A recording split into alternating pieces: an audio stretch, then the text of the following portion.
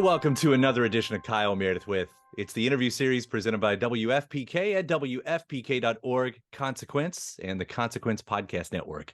Thanks as always for making your way here. Check out the series. You know what to do. Like what you see, what you hear. Hit that subscribe button. I put out 3 new interviews every single week, so it's a great way to keep up with your favorite artists.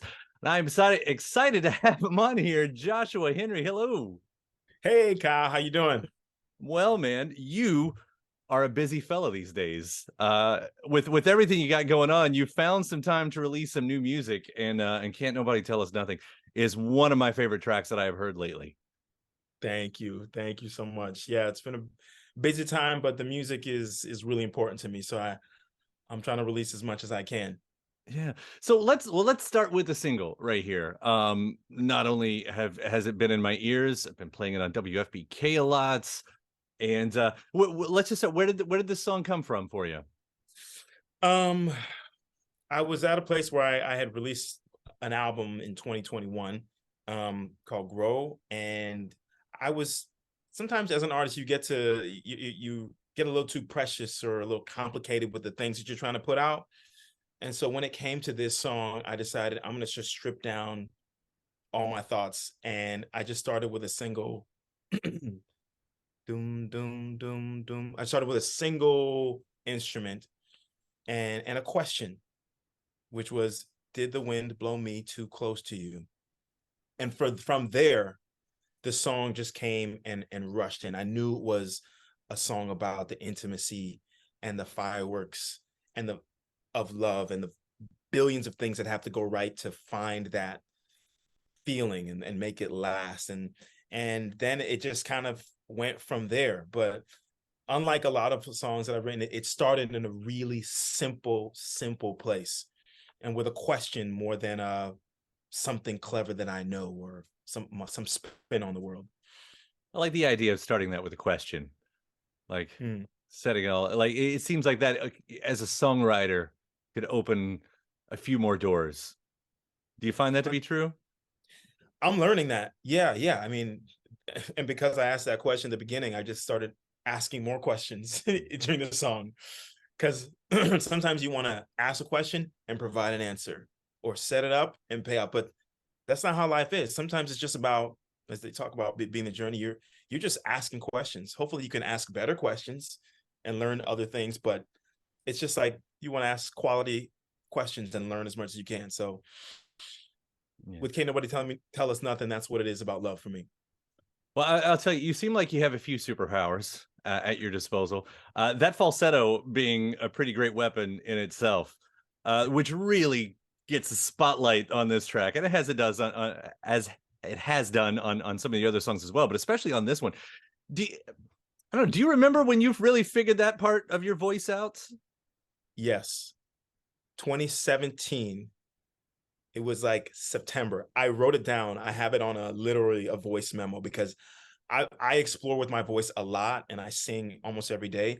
And I remember one day it just kind of was like, and I was like, whoa. And so I recorded it because I never wanted to forget the feeling and the sensation and the emotion that comes when, especially a male voice goes that high.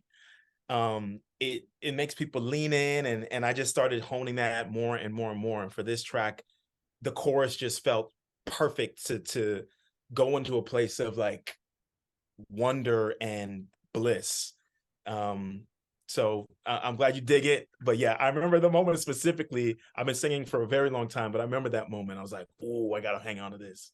That's like, I was expecting like, oh yeah, it's happens sometime. Like you knew the day. Oh yeah. That's I incredible. can send you the voice memo right now. That's August 2017. That's incredible. I'm glad I asked that question right there. and the compliments on the arrangement and the way it builds too. I mean, talking about just how it just keeps. It's like you never let off on this song right here. It just builds and builds and builds. I love it. I really do. Thank you. Shout out to Theron Feemster, aka Nephew, and Joseph Abate, who helped me produce this out. Kyle Mann and Jordan Purvis. So yeah. Well, and speaking about arrangements, you posted on your socials the stairway, and you've got some some Broadway friends there, Sara Bareilles, who I've had on here a few times. I love Sara. You had Patina and Phillipa on there too, and that's, you know, to have these as your friends that you're screening your songs to. It's it's an embarrassment of riches to be able to go to work to Broadway 8 times a week and just send them stuff and be like, hey, can you sing this with me? Can you work this out? You know, can you try this arrangement? And you know, it's a really cool feeling when they're excited about it. And then sometimes you sing stuff and it's not everything that I post, and they sing it back to you, and you're like, oh, actually, that doesn't work. But they're such great singers and performers that I'm so blessed enough to be around, that you get that feedback and you know, okay, I've got to take this back to the drawing board. And that's what I'm learning, that's what living the dream is. Not the Broadway gig, but like whoever's around you, sharing music, getting feedback, and just, like you said, asking better questions, creating a better arrangements or better lyrics. That is hopefully, like, it sounds really pure, maybe a little tad naive, but that can be me at times. It's just, that's what artistry is. That's what's cultivating a great artist community is. And I'm just lucky that at that moment, I got to do it with Sara Bareilles and all those incredible folks.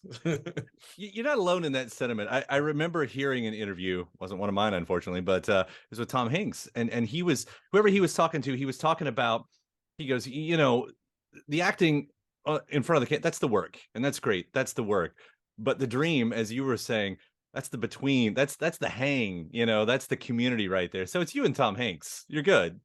Hey, not too shabby company there. So I'm glad we share the same sentiments. But to be around, you know, those types of musical people like all the time, I I guess just going further on what you were saying, to be able to pitch something out there, is that just like instant for them? Like, oh, I've got the arrangements in my head. Um, like in terms of like the song, these. Just any song, like if you're Gotcha. throwing songs at, you know, these kind of friends right here, it would just seem to me like it's just, it's automatic for any of you all to be like, I've got an idea.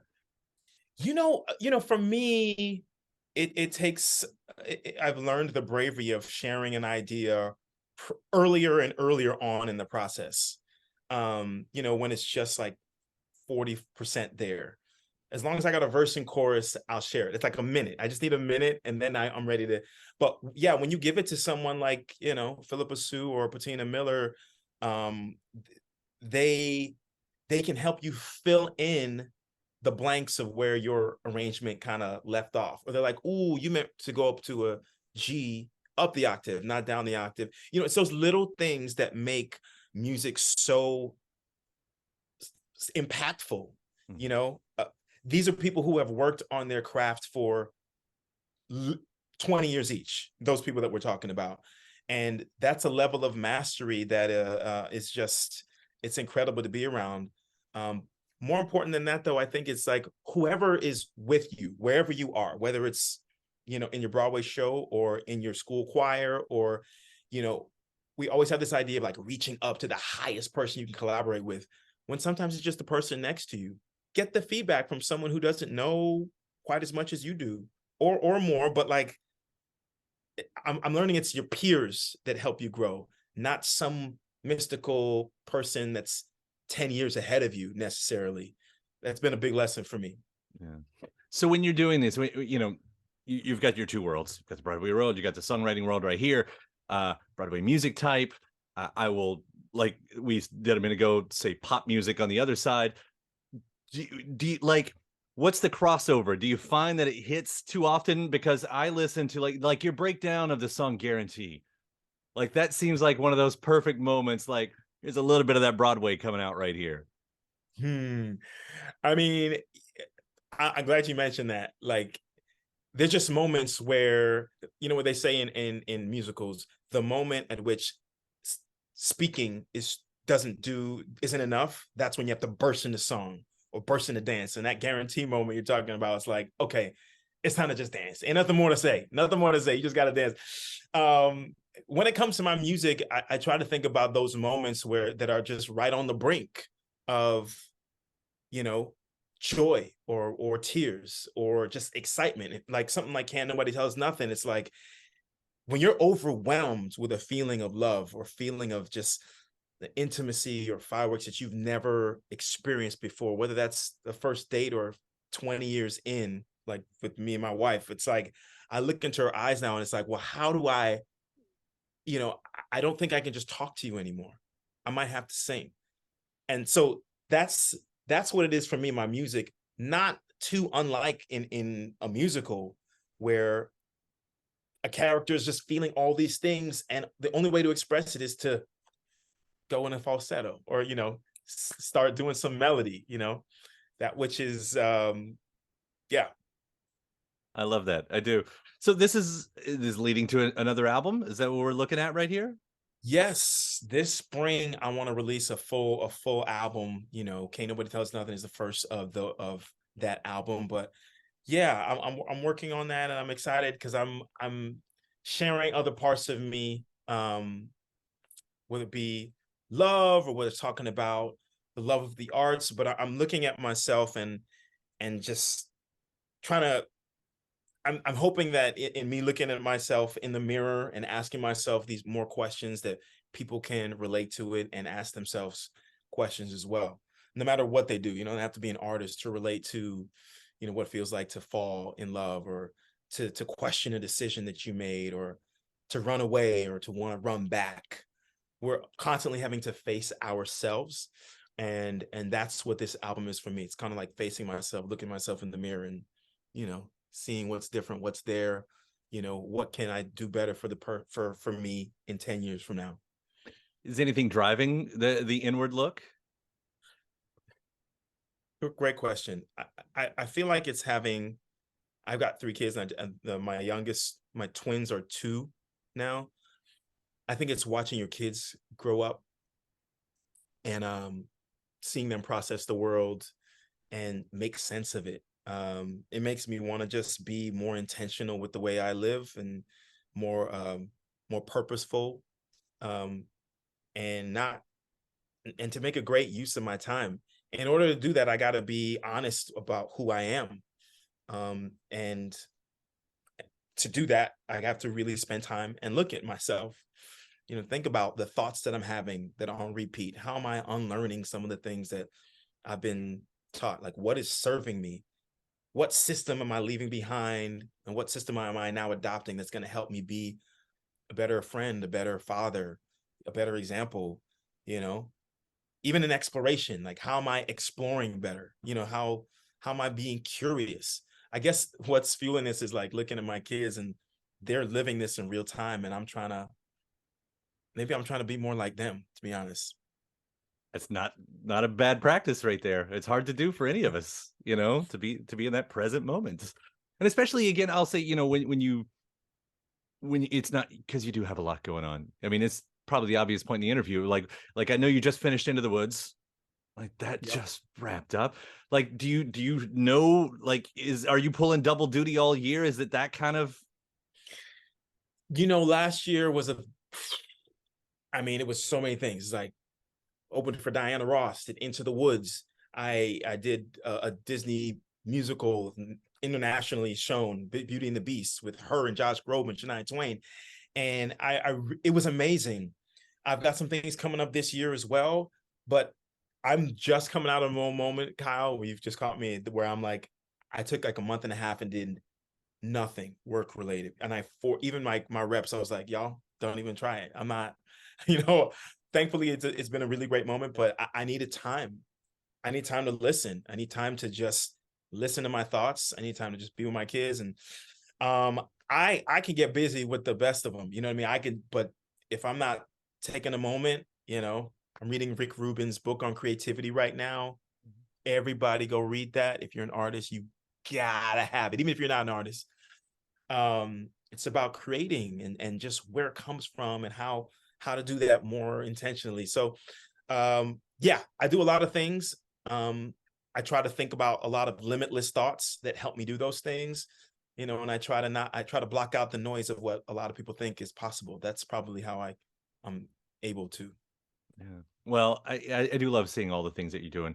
From the music, obviously, on the stage, on the screen too. We didn't get to talk about that, catching you in Tick Tick Boom over the past couple of years, and in the Heights, and and seeing some things that you talk about online too. I always liked, like, you're talking about cast recordings, like, how I feel about cast recordings. And but I wonder, and we're probably up against the clock here, but I wonder about about that adaptation, not just from the stage to the screen, even. Like, how do you've been a part of that now. I know how you feel about cast recordings, or I think I might know, but how do you feel about the transition? Like, what works, what doesn't for you? Cast recordings come together, I'll tell you briefly, in you usually do the recording in 1 or 2 days, right? So you have, because it's so expensive. But what ends up happening is you get a general idea of what the music is, yada yada. With my personal music, I'm sitting with that for 6 months. So the product has to be better, and I'm not gonna release it into the world unless it's exactly what I want it to be.